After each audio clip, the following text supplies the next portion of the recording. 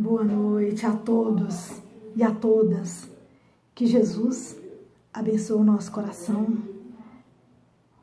para que nós tenhamos alegria, esperanças e aumente a nossa fé.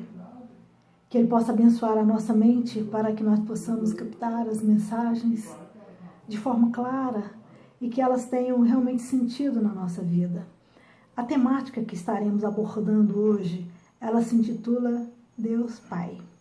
E quem nomeia Deus como Pai é Jesus. Ao ensinar os discípulos a oração dominical, Jesus inicia dizendo, Pai Nosso. E Pai Nosso significa dizer que todos somos irmãos. Portanto, fica estabelecida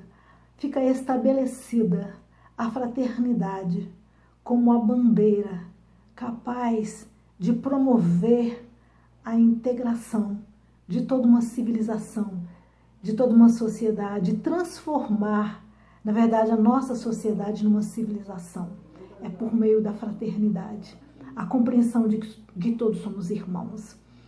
E aí o livro, a Gênese, estará esclarecendo para nós a nossa origem divina, quando descreve de forma muito clara que Deus é o Criador de todas as coisas animadas e inanimadas, do céu, da terra, e quando a terra estava preparada, eis que dos mares sombrios, dos mares gelados, vê-se descer do céu, as mônadas celestes.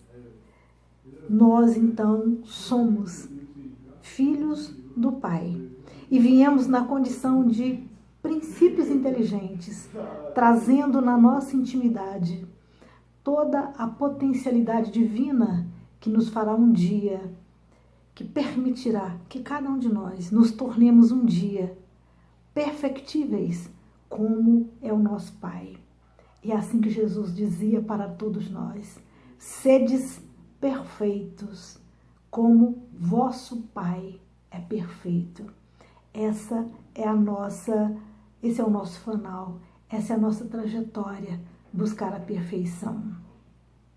No livro O Homem Integral, Joana de Ângeles descreve uma frase do nosso querido Carl Jung, um grande estudioso da psique humana, que ele então dirá, a existência do indivíduo só se torna real no momento que ela se torna consciente, demonstrando para todos nós da necessidade de buscarmos ampliar a nossa consciência, compreender o real sentido da nossa vida. E aí entendemos Jesus quando dizia, desperta tu que dormes.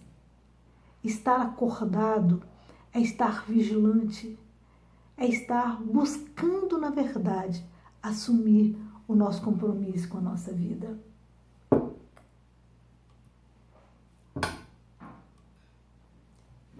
E é muito interessante observarmos que, igualmente, as ciências psíquicas e, especialmente, o nosso grande estudioso da psique humana, o pai da psicanálise, o Freud, ele vai abordar também a importância do pai.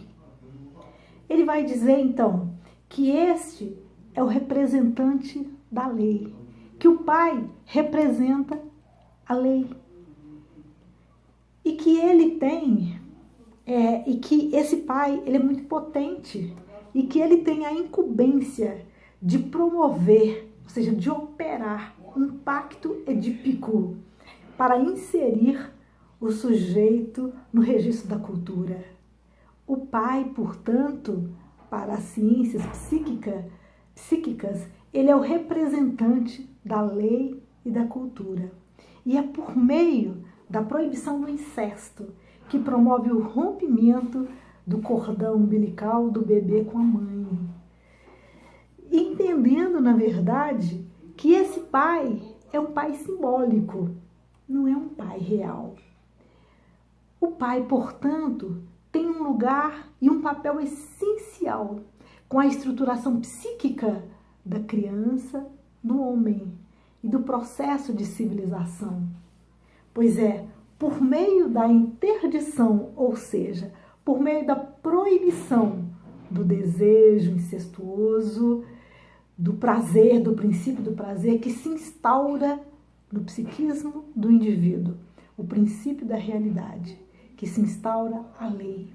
Ou seja, o indivíduo passa a entender que nem tudo é possível, é o princípio da realidade.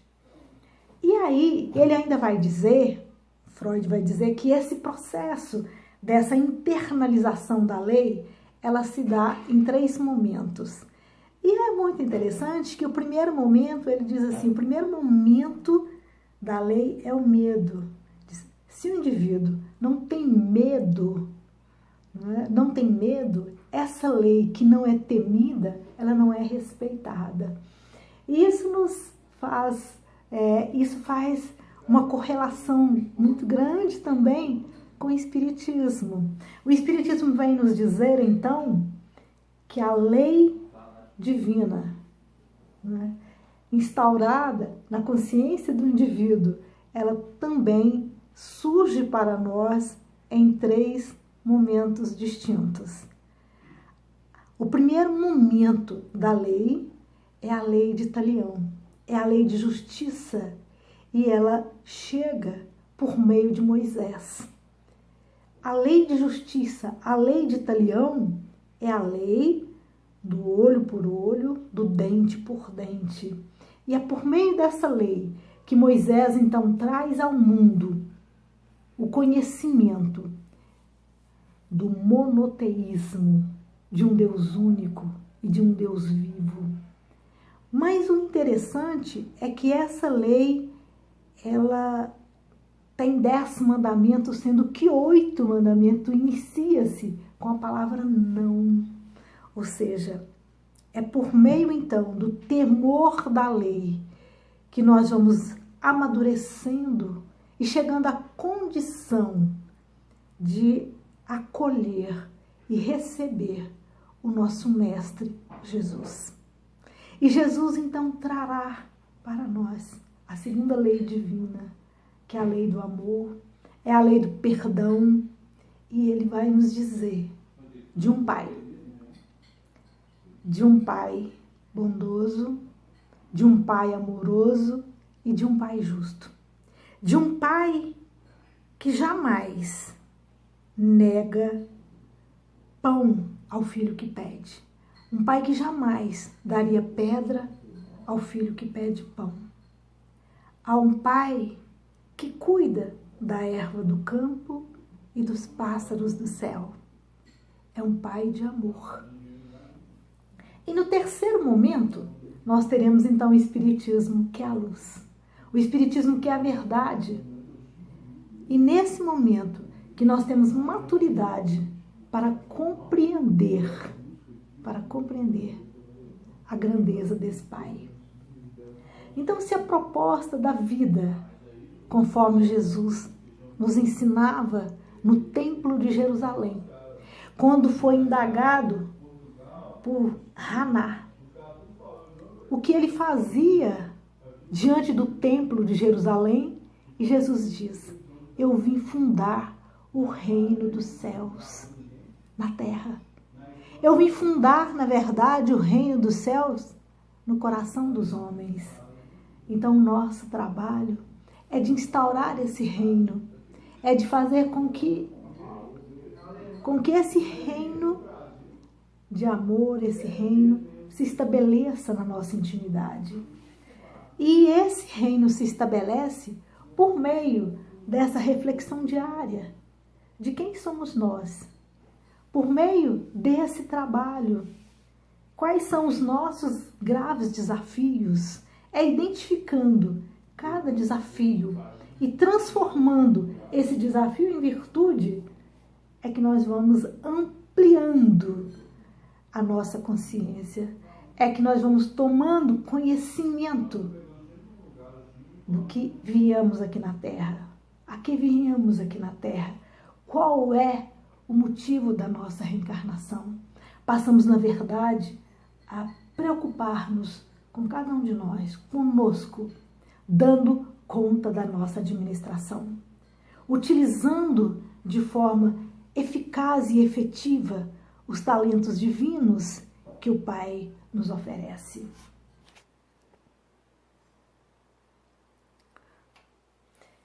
E aí, portanto, nós vamos compreender quando Jesus fala desse Pai. E para falar do Pai, ele conta a parábola do filho pródigo. E o filho pródigo é aquele filho cheio de ilusões e que busca todos os seus talentos, todos os seus recursos e é capaz de dissipá-los de forma irresponsável, de acordo com os seus desejos e sem nenhuma interposição da lei.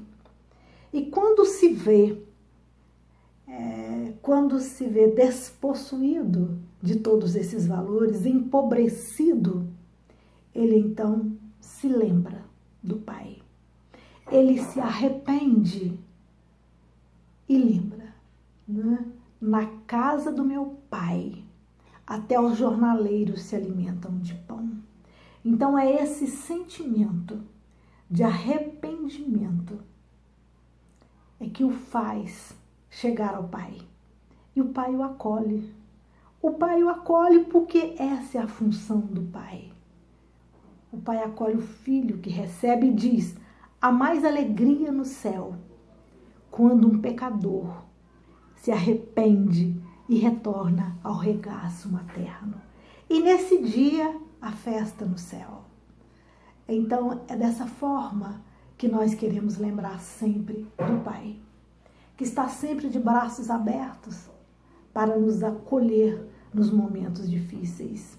E queremos aproveitar esse momento para dizer que Deus é realmente um grande Pai, que nos dá a oportunidade de vivenciar essa quarentena, que é um momento de crise, para que a gente consiga fazer essa análise interior, transformando os nossos desafios em valores, em virtudes que venham enriquecer a nossa existência, que a gente possa aproveitar o momento presente, entendendo que o que nos aguarda é um mundo de regeneração.